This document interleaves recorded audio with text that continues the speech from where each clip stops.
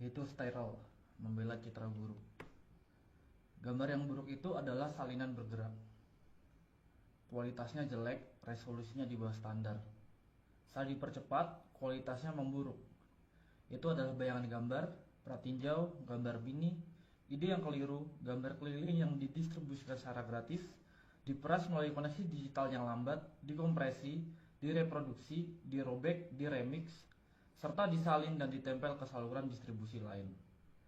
Citra berkualitas rendah adalah kain lusuh atau sobekan sebuah AVI atau JPEG. Kaum proletar rendahan dalam masyarakat kelas penampilan yang diberi peringkat dan dinilai berdasarkan resolusinya. Citra berkualitas rendah telah diunggah, diunduh, dibagikan, diformat ulang, dan diedit ulang. Ini mengubah kualitas jadi aksesibilitas, nilai pameran jadi nilai kultus, film jadi klip, kontemplasi menjadi gangguan. Citra tersebut dibebaskan dari brankas bioskop dan arsip dan didorong ke dalam ketidakpastian digital dengan mengorbankan substansinya sendiri. Citra berkualitas rendah cenderung ke arah abstraksi. Dia adalah ide visual dalam proses pembentukannya. Citra buruk tersebut merupakan generasi kelima yang ilegal, gambar asli yang terdistorsi. Silsilahnya meragukan, nama filenya sengaja salah ijazah. Seringkali gambar ini melanggar warisan budaya, budaya nasional, atau bahkan hak cipta. Gambar ini diwariskan sebagai umpan, jebakan, indeks, atau sebagai pengingat akan bentuk visualnya di masa lalu. Gambar ini mengejek janji-janji teknologi digital. Tidak hanya seringkali terdegradasi hingga hanya menjadi buram yang terburu-buru. Bahkan orang pun ragu apakah gambar ini masih bisa disebut gambar sama sekali. Hanya teknologi digital yang mampu menghasilkan gambar yang begitu buruk seperti ini. Gambar yang buruk adalah hal yang lazim di zaman sekarang. Gambar-gambar yang terbuang dari layar, puing-puing produksi audiovisual, sampah yang terdampar di pantai ekonomi digital.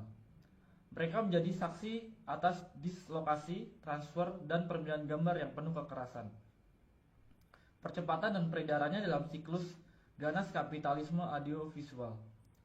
Gambar-gambar yang buruk diseret ke seluruh dunia sebagai komoditas atau perwujudannya, sebagai hadiah atau sebagai anugerah.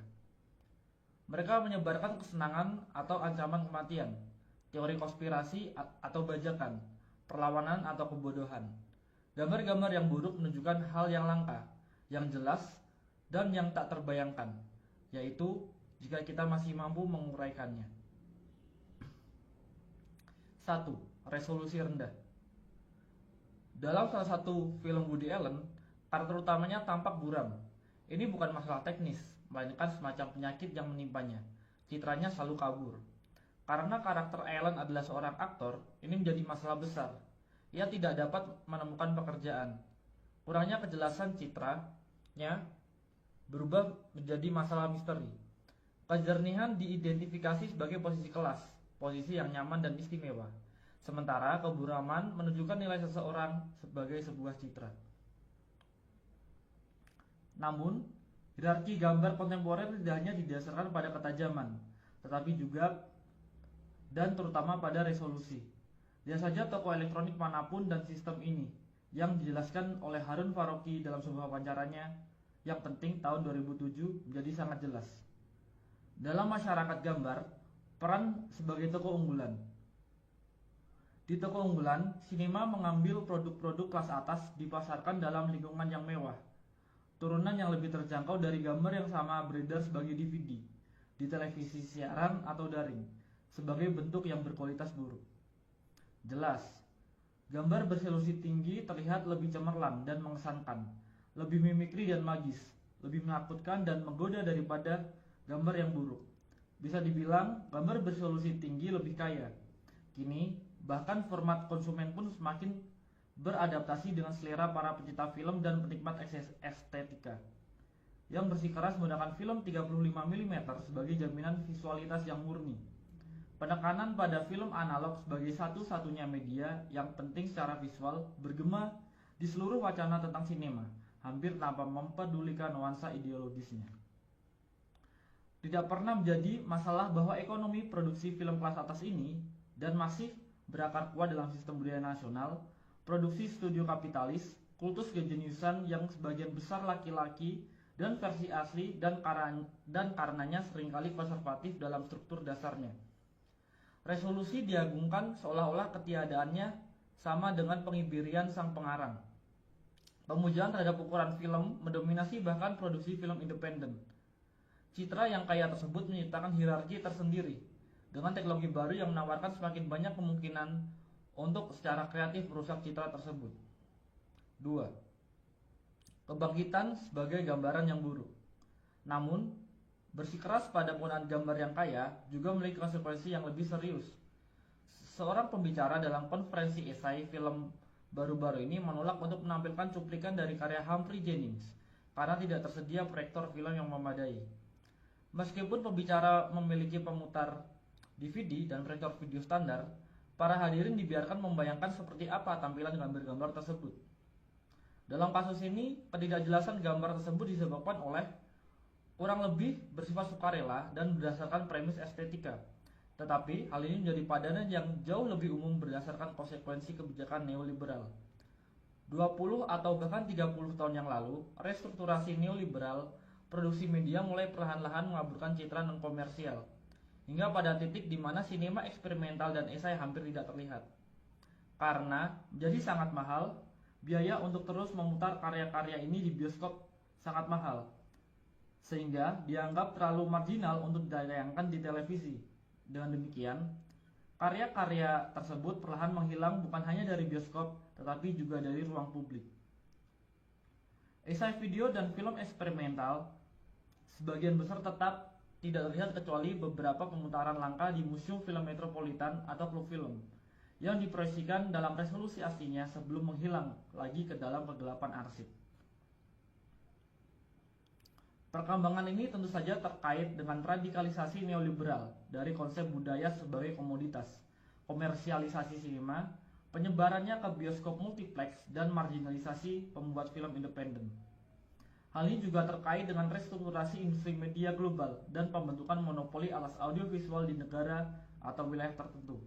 Dengan cara ini, materi visual yang resisten atau non-konformis menghilang dari permukaan ke dalam ruang bawah tanah berupa arsip dan koleksi alternatif yang hanya dipertahankan oleh jaringan organisasi dan individu yang berkomitmen yang akan menghidupkan salinan VHS bajakan di antara mereka sendiri. Sumber untuk ini sangat langka. Kaset berpindah dari tangan ke tangan bergantung pada informasi dari mulut ke mulut di dalam lingkaran tertentu. Dari teman dan kolega. Dengan adanya kemungkinan untuk melakukan streaming video online, kondisi ini mulai berubah secara dramatis. Semakin banyak materi langka muncul kembali ke platform yang dapat diakses publik. Beberapa di antaranya dikurasi dengan cermat, contoh Ubu Web, dan beberapa hanya berupa tumpukan barang, yakni YouTube. Saat ini setidaknya ada 20 torrent esai film Chris Marker yang tersedia secara online. Jika Anda menginginkan retrospektif, Anda bisa mendapatkannya. Tetapi ekonomi gambar berkualitas rendah lebih dari sekedar unduhan. Anda dapat menyimpan filenya, menontonnya lagi, bahkan mengedit ulang atau memperbaikinya jika Anda merasa perlu, dan hasilnya beredar. File AVI buram dari karya-karya agung yang hampir terlupakan dipertukarkan di platform P2P semi rahasia. Video ponsel rahasia yang diselundupkan keluar dari museum disiarkan di YouTube. DVD sayang tontonan para seniman diperdagangkan. Banyak karya sinema avant-garde, esai, dan non-komersial telah dihidupkan kembali sebagai gambar berkualitas rendah, suka atau tidak suka. 3. Privatisasi dan pembajakan. Kemunculan kembali cetakan langka karya-karya sinema militan, eksperimental, dan klasik, serta seni video sebagai gambar berkualitas rendah memiliki makna tersendiri. Situasi mereka mengungkapkan lebih dari sekedar isi atau tampilan gambar. Hal ini juga mengungkapkan kondisi marginalisasi mereka, konstelasi kekuatan sosial yang menyebabkan peredaran mereka secara daring sebagai citra yang buruk. Gambar-gambar berkualitas buruk disebut berkualitas buruk karena tidak diberi nilai apapun dalam masyarakat kelas gambar. Statusnya sebagai gambar terlarang atau terdegradasi memberikan pengecualian dari kriteria tersebut. Kurangnya resolusi pada gambar-gambar tersebut membuktikan bahwa gambar-gambar itu telah dirampas dan dipindahkan. Jelas, Kondisi ini tidak hanya terkait dengan restrukturasi neoliberal produksi media dan teknologi digital, tetapi juga berkaitan dengan restrukturasi pasca sosialis dan pasca kolonial negara-negara bangsa, budaya mereka, dan arsip mereka. Sementara beberapa negara bangsa dibongkar atau runtuh, budaya dan tradisi baru diciptakan, dan sejarah baru dibangun. Hal ini jelas juga mempengaruhi arsip film dalam banyak kasus. Seluruh warisan cetakan film dibiarkan tanpa kerangka pendukung budaya nasionalnya, seperti yang pernah saya amati dalam kasus museum film di Sarajevo. Arsip nasional dapat menemukan kehidupan selanjutnya dalam bentuk toko penyewaan video. Salian bajakan meremes keluar dari arsip tersebut melalui privatisasi yang tak terorganisir.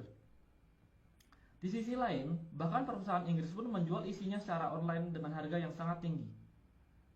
Seperti yang dicatat oleh Kurt Wieschun, citra buruk beredar sebagian karena kekosongan yang ditinggalkan oleh organisasi perfilman negara yang merasa terlalu sulit untuk beroperasi sebagai arsip 16 atau 35 mm atau untuk mempertahankan infrastruktur distribusi apapun di era kontemporer. Dari perspektif ini, citra buruk mengungkapkan penurunan dan degradasi esai film atau bahkan sinema eksperimental dan non-komersial apapun yang di banyak tempat dimungkinkan karena produksi budaya dianggap sebagai tugas negara. Privatisasi produksi media secara bertahap menjadi lebih penting daripada produksi media yang dikendalikan atau disponsori negara. Namun di sisi lain, privatisasi konten intelektual yang merajalela bersama dengan pemasaran online dan komodifikasi juga memungkinkan pembajakan dan pengambil alihan. Hal ini menimbulkan peredaran citra buruk. 4. Sinema yang tidak sempurna. Muncul citra yang buruk mengingatkan kita pada manifesto ketiga klasik untuk sinema yang tidak sempurna karya Juan Garcia Espinosa yang ditulis di Kuba pada tahun 1960-an. Espinosa berpendapat untuk sinema yang tidak sempurna karena menurutnya sinema yang sempurna secara teknis dan artistik mahir hampir selalu merupakan sinema reaksioner. Sinema yang tidak sempurna adalah sinema yang berupaya mengatasi pembagian kerja dalam masyarakat kelas. Ia menghubungkan seni dengan kehidupan dan sains, memburukkan perbedaan antara konsumen dan produsen, penonton dan pengarang. Ia bersikeras pada identitasnya sendiri. Ketidaksempurnaan populer tapi bukan konsumerisme dilakukan tanpa menjadi birokratis. Dalam manifestonya, Espinosa juga merefleksikan janji-janji media baru. Ia dengan jelas memprediksi bahwa perkembangan teknologi video akan membahayakan posisi elitis para pembuat film tradisional dan memungkinkan semacam produksi film massal, seni rakyat. Seperti ekonomi gambar yang buruk, sinema yang tidak sempurna mengurangi perbedaan antara penulis dan penonton serta menggabungkan kehidupan dan seni. Yang terpenting, visualitasnya sangat terkompromikan, buram, amatir, dan penuh artefak. Dalam beberapa hal, ekonomi citra yang buruk, hal ini sesuai dengan deskripsi sinema yang tidak sempurna. Sementara deskripsi sinema yang sempurna lebih mewakili konsep sinema sebagai toko unggulan. Namun, sinema yang tidak sempurna, yang nyata dan kontemporer, jauh lebih ambivalen dan afektif daripada antisipasi Espinosa. Di satu sisi, ekonomi gambar berkelas rendah dengan kemungkinan distribusi global yang langsung dan etika remix dan apropriasi memungkinkan partisipasi kelompok produsen yang jauh lebih besar daripada sebelumnya. Namun, ini tidak berarti bahwa peluang-peluang ini hanya digunakan untuk tujuan progresif. Ujaran kebencian, spam, dan sampah lainnya juga menyebar melalui koneksi digital. Komunikasi digital juga telah menjadi salah satu pasar yang paling diperebutkan. Sebuah zona yang telah lama mengalami akumulasi modern baru yang berkelanjutan dan upaya privatisasi besar-besaran, dan sampai batas tertentu berhasil. Jaringan tempat beredarnya gambar-gambar buruk tersebut jadi platform bagi kepentingan bersama yang baru dan rapuh, sekaligus medan pertempuran bagi agenda komersil dan nasional. Jaringan tersebut memuat materi eksperimental dan artistik, tetapi juga sejumlah besar pornografi dan paranoia. Meskipun wilayah citra berkualitas rendah memungkinkan akses ke citra yang terpinggirkan, wilayah ini juga dipenuhi oleh teknik komodifikasi paling canggih. meskipun memungkinkan partisipasi aktif pengguna dalam pembuatan dan distribusi konten. Platform ini juga melibatkan mereka dalam produksi. Pengguna menjadi editor, kritikus, penerjemah, dan penulis bersama dari gambar-gambar berkualitas rendah. Dengan demikian, gambar yang buruk adalah gambar yang populer, gambar yang dibuat dan dilihat oleh banyak orang. Mereka mengekspresikan semua kontradiksi dari kerumunan kontemporer, oportunisme, narsisme, keinginan akan otonomi dan kreasi, ketidakmampuan untuk fokus atau mengambil keputusan, kesiapan konstan untuk melanggar dan sekaligus tunduk. Secara keseluruhan, citra-citra buruk tersebut menyajikan gambaran sekilas tentang kondisi afektif kerumunan, neurosis, paranoia, dan ketakutan, serta keinginan akan intensitas kesenangan dan pengalihan perhatian. Kondisi citra-citra tersebut ini bukan hanya tentang transfer dan pemformatan ulang yang tak terhitung jumlahnya, tapi juga tentang banyaknya orang yang cukup peduli untuk mengkonversinya berulang kali, menambahkan subtitle, mengedit ulang, dan mengunggahnya. Dalam konteks ini, mungkin kita perlu mendefinisikan ulang nilai sebuah gambar, atau lebih tepatnya menciptakan perspektif baru untuknya. Terlepas dari resolusi dan nilai tukar, kita dapat membayangkan bentuk nilai lain yang didefinisikan oleh kecepatan, intensitas, dan penyebaran. Gambar yang buruk adalah buruk karena sangat terkompresi dan menyebar dengan cepat. Gambar tersebut kehilangan materi dan memperoleh kecepatan. Tetapi gambar tersebut juga mengekspresikan kondisi dematerialisasi yang tidak hanya dimiliki oleh warisan seni konseptual, tetapi terutama oleh mode produksi semiotik kapital, seperti yang dijelaskan oleh Felix Guattari, mendukung penciptaan dan penyebaran paket data yang ringkas dan fleksibel yang sangat diintegrasikan ke dalam kombinasi dan rangkaian yang semakin baru. Penyederhanaan konten visual ini, konsep yang sedang terbentuk dari gambar, menempatkan dalam suatu perubahan informasi umum dalam ekonomi pengetahuan yang berbagai gambar dan keterangannya keluar dari konteks ke dalam pusaran deteritorialisasi kapitalis permanen. Sejarah seni konseptual menggambarkan hal ini, dematerialisasi objek seni, pertama-tama sebagai gerakan perlawanan terhadap nilai fetisisme visibilitas. Namun kemudian, objek seni yang telah didematerialisasi ternyata sangat cocok dengan semiotisasi kapital. Dan dengan demikian, dengan arti tertentu, pergeseran konseptual citra buruk. Dalam kapitalisme, citra buruk juga mengalami ketegangan serupa. Di satu sisi, ia beroperasi melawan nilai fetisisme resolusi tinggi. Di sisi lain, justru nilai mengapa ia akhirnya terintegrasi sempurna ke dalam kapitalisme informasi yang berkembang pesat, pada rentang perhatian yang terkompresi, pada kesan daripada impresi, pada estetisas daripada kontemplasi, pada pratinjau daripada pemutaran. 5. Kawan, bagaimana ikatan visual Anda hari ini? Namun, secara bersamaan, terjadi pembalikan paradoks. Peredaran gambar-gambar berkualitas rendah menciptakan sebuah sirkuit yang memenuhi ambisi awal sinema militan dan beberapa esai dan eksperimental untuk menciptakan ekonomi gambar alternatif, sebuah sinema yang tidak sempurna yang ada di dalam maupun di luar dan di bawah arus media komersial. Di era berbagi file, bahkan konten yang terpinggirkan pun beredar kembali dan menghubungkan kembali audiens yang tersebar di seluruh dunia. Citra buruk tersebut dengan demikian membangun anonimitas. Jaringan global menciptakan sejarah bersama. Ia membangun aliansi saat menyebar, memicu menerjemahkan atau salah tafsir, dan menciptakan publik serta debat baru. Dengan kehilangan substansi visualnya, ia mendapatkan kembali sebagai kekuatan politiknya dan menciptakan aura baru di sekitarnya. Aura ini tidak lagi didasarkan pada kekekalan asli, tetapi pada sifat sementara salinannya. Ia tidak lagi berlabuh ke dalam ruang publik klasik yang dimediasi dan didukung oleh kerangka negara bangsa atau korporasi, tetapi mengambang di permukaan kumpulan data yang sementara dan meragukan. Dengan terlepas dari kasanah perfilman konvensional, karya ini terdorong ke layar-layar baru dan sementara yang dirangkai oleh keinginan para penonton yang tersebar. Oleh karena itu, peredaran gambar-gambar yang buruk menciptakan ikatan visual. Demikian jika Vertov pernah menyebutnya.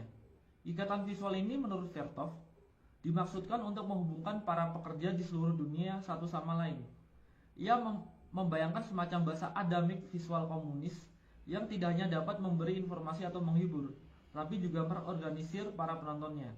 Dalam arti tertentu, mimpinya telah menjadi kenyataan, meskipun sebagian besar di bawah kekuasaan kapitalisme informasi global yang audiensnya terhubung hampir secara fisik melalui kegembiraan bersama, keselarasan afektif, dan kecemasan. Namun, ada juga peredaran dan produksi gambar berkualitas rendah yang dihasilkan oleh kamera ponsel, komputer rumahan, dan bentuk distribusi yang tidak konvensional. Koneksi optiknya, penyusunan kolektif sebagai file atau sirkuit distribusi akar rumput, mengungkapkan hubungan yang tidak menentu dan kebetulan antara para produsen dimanapun yang secara bersamaan membentuk audiens yang tersebar. Peredaran gambar-gambar berkualitas buruk memicu baik jalur perakitan media kapitalis maupun ekonomi audiovisual alternatif.